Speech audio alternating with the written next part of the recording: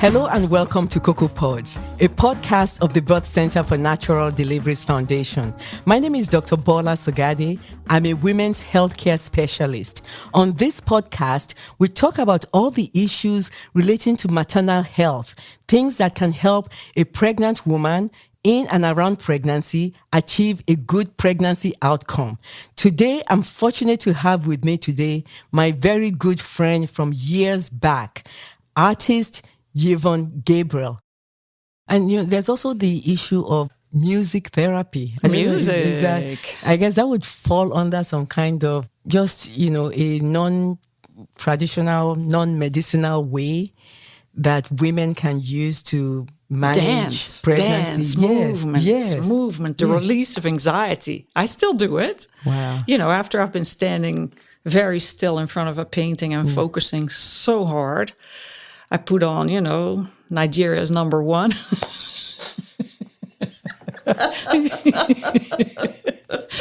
And just go to town with it and move around a little bit. There is nothing better than relieve some stress that way, right? Actually, there was a Taiwanese study that showed that amongst the pregnant women who participated in the study, those who listened to music for 30 minutes a day for 2 weeks saw a reduction in their stress and anxiety. And both the control group, the group that had no changes done in routine care, and the study group, the group that received music therapy, both of them received prenatal care. The study group, however, got to listen to a CD of nature sounds, classical musics, or Chinese lullabies.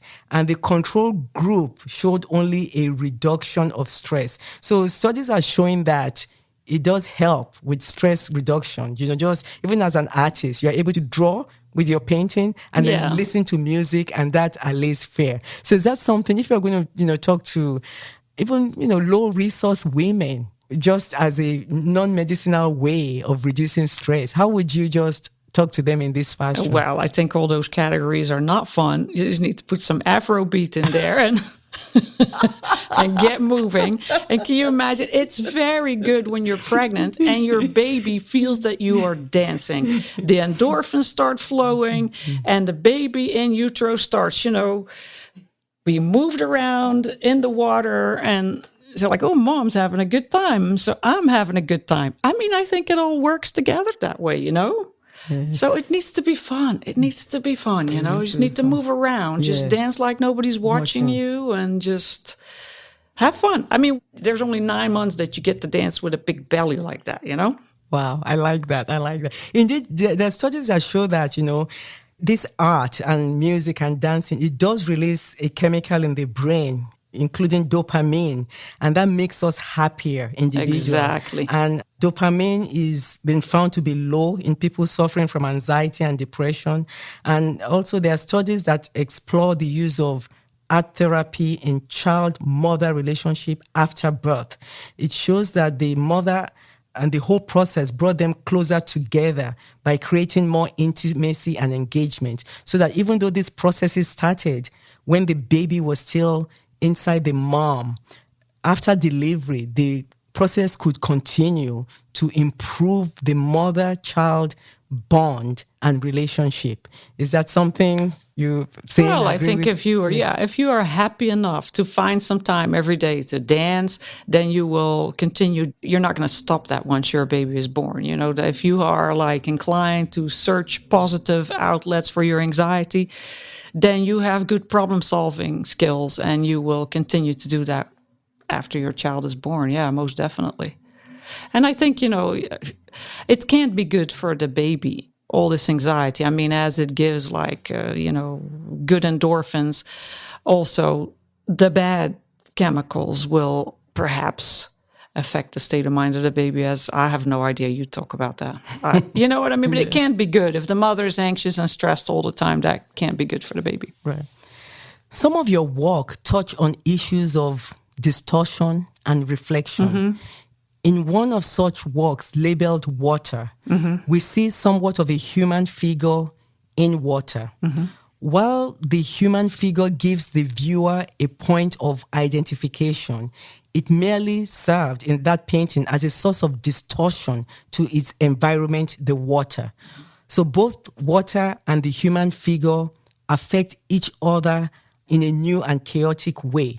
So, and I think the same of childbearing women in the snapshot of the 9-month period that you've said, or several snapshots of several 9-month periods, that a current pregnancy occurs in an existing environment of a woman's life. Okay, right. She's living life. She's just pregnant. So tell us, please, about this your painting, Water, and can you draw a parallel of how our surroundings or particular life situations can create either chaos and distort truth, as it could possibly relate to a pregnant or peripartum woman? Right.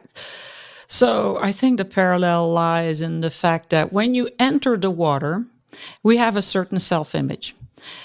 When you start looking at what water does to that image, it distorts it. As the water keeps fluxing, that image keeps changing. Now, scientifically, the image that you see in the mirror is correct. But, through the laws of refraction, the image that is produced by the water is also correct. My point is that one issue can have two different realities. And it all depends where you come from. Two things can be true at the same time. It all depends where you come from. Are you out of the water or are you in the water? And that changes that point. So I think there's a lot of discourse right now, but my point is that two things can be true at the same time, depending on where you come from, what reality is true for you. And so when it comes to pregnant women, yes, you're definitely going in the water when you're pregnant. You got a little bag of water and there's a whole new life coming there. And so, your body image changes and your whole outlook on the future changes. And you were this one individual kind of living for your own future before you got pregnant. And all that changes. Your whole outlook on life, your whole perspective changes. Your relationship with your partner changes. Your finances changes. Your housing may change. Your whole self-image of what you thought of who you were may change. You were this independent, free-flying bird, and all of a sudden you are going to be tied down by many obligations, many responsibilities, many things that will get a hold on you and, in a certain sense, take away your freedom. So yes, that is definitely a big change in a woman's life. And you're definitely entered the water and your self-image is going through much self-reflection and through many, many changes as if you are. And, I think it's a natural process. I think in some way God equips us through our hormone changes and, to deal with that process. It is a natural process after all. So even though we do feel anxiety about it and many things change, we have to have faith that we will be equipped to handle that our body prepares our mind to handle these changes that are ahead of us. Wow, what a deep answer. Thank you. Also, a recent report showed results that low-income students, including women, who were highly involved in the arts performed better. They stayed in school longer, they scored higher in math assessments, and they were more likely to graduate high school, attend college, find stable employment, perform volunteer work in their communities, and vote. How can art programs in the community provide multiple services and opportunities in terms of gainful employment, be a platform of expression for the voiceless, like we talked about, create beauty and hope amidst poverty and blight? How can it provide awareness to suffering? How can it galvanize donors and philanthropists and allow others to advocate for those who cannot advocate for yourself? And I know that you've done work in Making Georgia with the programs that targeted particular at-risk population, and the population included women, young and old, and part of your work has provided opportunities and spaces of expression that they would never otherwise have had access to. So, just how can just a community art program open the world to all these things? It can definitely bridge people that would normally not get in touch with each other. For example, Macon Arts Alliance is very active in East Macon. They do a phenomenal job in that part of town. Art Alliance. Macon Arts Alliance is really trying to help in East Macon to renovate the homes there and to have art programs in the community center that will bring the people together and form a sense of community. I did a painting program there with the ladies of the neighborhood, and they were painting huge self-portraits to just reflect on how they see themselves. And it was accompanied by a poem. And boy, did some poetry come out of that group. That was unbelievable. It was so good. So the painting led to poetry as another form of expression. Yes. The painting had to be accompanied by a poem. And so I had an English professor from Mercer come, Dr. Margaret Askew, came and helped us out with the poetry part. And they made these big self-portraits. So, in the process of creating a self-portrait, you have to think about yourself. You have to think, how do I see myself? How do I represent myself? What do I wear? How do I do my hair? What is the expression in my eyes? So it gave these ladies some time to think just about themselves, because they have so many responsibilities and so many problems to deal with. But again, it was the sense of community that drew them there every week and established a sense of community and some self-reflection in their poetry, which was powerful. They brought a different poem every week. And so we sat in a circle and read those poems. And there was tears, there was laughter. It was just so amazing. I felt so privileged to be part of that. But at the end of that series, at the end of those workshops, we organized an art show at the Macon Arts Alliance. And so the ladies got an opportunity. Well, actually, there were some young men there as well. They got the opportunity to see their work in a gallery. Their poem was there. They got to read their poem. And of course, then the audience came in. And so they got to communicate with each other. They got to hear from each other. The visitors interacted with people that they normally would have never met. And it's shown a light on what the wonderful stuff is that Macon Arts Alliance is trying to do. And it motivates people to give more and to get involved and to do more. And it was just a beautiful event. Wow. Yeah, just talking about giving more. And, at the Birth Center Foundation, we're also trying to use our forum, to use it, the art, to advocate for pregnant and impoverished, to provide visibility to these issues and to be a platform for agency to effect change and bring help. And then we hope that through our mission at our foundation, we can attract philanthropists that can help fund projects specific to pregnant women needing such support. Mm-hmm. So Yvonne, you have used your art to provide visibility for need for financial supporters for this cause. And also as a philanthropist yourself, what is that process in which we can use art to attract more philanthropy, to help more people that otherwise would not have been seen to do more of such work?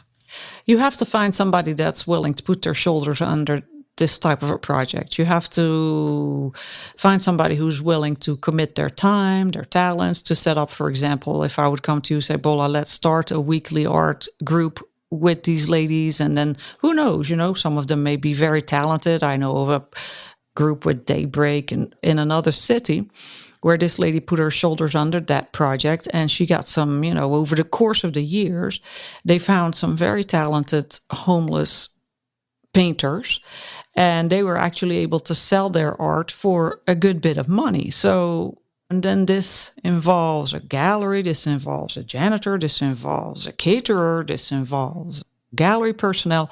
So it can really blossom into something that makes money and that provides jobs for people. But, you have to have the right person that's willing to say, look, I'm going to apply for this grant, because there's lots of grants out there for this type of work, honestly, that is willing to apply for the grants and that is willing to say, hey, I'm going to start this. And That's the trick. Wow.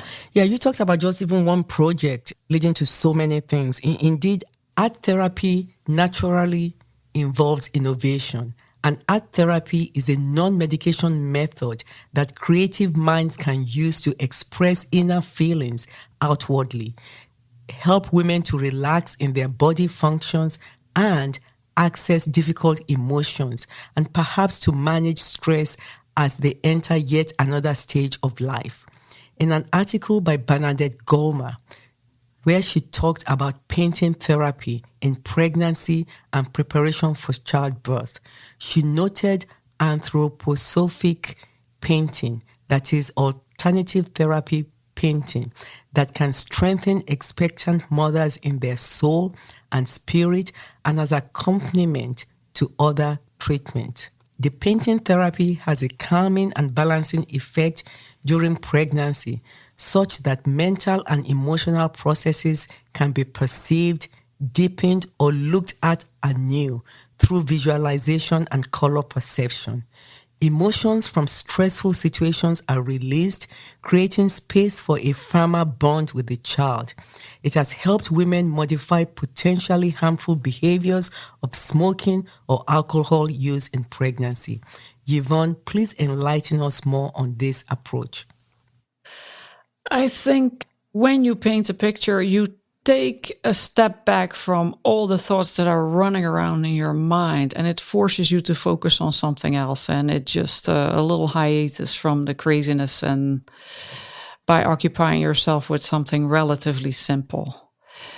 As I said, there is no judgment. There's judgment everywhere. In art, there is no judgment. And this is what people feel when they come to a place where they can do art, that there's no judgment. Maybe they themselves are the hardest on themselves. Oh, I can't, I'm not artistic. I don't know how to do this. But when you help them overcome that fear and say, it doesn't matter. Just make marks. Just move your hand and focus with your eyes what you're doing with your hand. It just is a break from the stress. When it comes to making money, I'm not going to sit here and say that it's easy to make money with art. I think history has proven that it's not easy to make money with art, but there are many different ways. I mean, we don't all have to end up in a New York gallery with an amazing contemporary painting. You know what I mean? As I said, your work needs to end up there for sure. As I said, you can make Christmas ornaments. You know, now with social media, we have so many ways of advertising the things that we make and the things that we do. You can make greeting cards. It can be that simple. You know, you can do photography and you can put it online, and maybe it catches on and maybe it isn't. See, the thing is, art is a communication. Language is a communication. Some of us are very good at speaking, and we can find our way in gainful employment that way. Other people are scientifically blessed and they find their way in the world that way. It depends. You know, I think we communicate in a sense according to which door opens. I was a very shy child, and the verbal thing never worked for me. I was too shy. I didn't want anybody to look at me or to talk to me. I just wanted to observe. So the verbal doesn't work for me. That's just not my thing. But I found that when I draw something or when I paint something, that door that was previously closed opened. So that became my main source of communication. So I think that when you build up experiences in the world, especially young people, you will find through your experiences which door keeps opening for you. And that is your best form of communication. Because our biggest fear is rejection. Our biggest fear in this life is to be rejection. And we all look for a form of communication that will give us acceptance. And so if you find that, you know, the visual thing, in my case, visual communication leads to acceptance, then that will be the path that you follow. If it's medical knowledge that opens that door to acceptance, then that is what you will follow. So, you know, that's with young people. They need to see which doors will open, that which form of communication they are most comfortable with, that will lead to people understanding what they're trying to communicate, so that the communication is as good as possible. And that will lead to a satisfying goal in life, satisfying prospects of communication. And acceptance. So this is, for me, it's the visual. For other people, it's computers. For other people, it's medicine. So we all just have to figure out our best way of communicating. And I'm so glad you said that, because I always like to ask my guests that if you were going to give advice to a younger you, I mean, and you did speak to that, just talking to young people. And even this biggest fear of rejection is not just for young people, it's for everybody. Everybody wants to be loved and accepted. And so, thank you so much for saying that. So for the young artists out there, you are telling them, just be yourself. If you feel that the door opens because this visual communication works for you, then continue on that path. However, if you feel that that connection is not there, then your road maybe lies on another trajectory. You just, and that's the advantage of being young. You've got some time to waste. You and me, we got to get with the system here. Yeah, we got to get to the point. But when you're young, you have a little bit of time to waste, and you can, just try a few things out, and see what communicates best with the rest of the complicated world. Wow. Yeah. Wow. Thank you. That is such great advice. As we're rounding up, I just wanted us to talk about in preparation for birth, as people are trying to, and we talked some about it. I just want us to talk about it again. A birth preparation course, such as a painting to prepare for birth course, is an ideal way to strengthen the parents' bond with their child. Mothers and fathers alike, they create welcoming greeting for the child. Like you said, even Christmas ornaments or, just even small things. These pictures can act as like bridges representing the mother or father's personal relationship with their unborn child. People that offer the course experience that the parents take the paintings that they do during these courses, these child preparation classes, they take the paintings home with them at the end of the course, and it gives them a feeling, they feel just great doing this. And they've been able to respect the invisible being that is yet to become visible. So has this been your experience? I know you teach students. I wonder if you've taught any pregnant women. But, what do you think? If there was a childbirth class that involved the mothers and the fathers, and they could maybe try to paint something about this unseen individual, the baby, the unborn child, in all the process of creating bonding relationships. How do you see that process or that class helping the whole birth, pregnancy, bonding experience, removal of childbirth fear experience? How do you see that? I can go so many ways with this. I mean, I can say like, okay, just to an inexperienced painter, just paint a picture of what you think your child's going to look like, because the child's always going to look better than the picture. So the child... I like that. Another way, another direction we could go is like, let's explore the fears about childbirth, and then show some Jean-Michel Basquiat images and say, okay, just let it all go. Just throw it all out there, just go crazy. And whatever you're afraid of, let's take that anxiety out of the birthing process and let's get it out now. Let's get it out here and give them a big canvas and some bold colors and big brushes and let them go to town with it, I think that would be good. Or you could start a painting and you could say, now, okay, I'm going to give this to my child. And then after birth, you and the child, or the child, when they're little, they can continue on that painting. So it becomes a before and after. This is what I did before you're here. And now you're completing the picture, which is a passing on of life from me to you, the gift of life. And so that could be a very symbolic painting. So yeah, I mean, I'm just making it up here as I'm sitting here. But I mean, yes, there are so many, because it's such a magical process, the childbirth, and it's 9 months leading up to this big moment. So yes, that is incredibly inspiring, and so many ideas can come from that. Wow. We're recording from the Birth Center for Natural Deliveries Foundation. This is Cocoa Pods, a podcast of the foundation. And we just try to talk about all the issues that could positively impact women in and around pregnancy. We look for low resource solutions to things.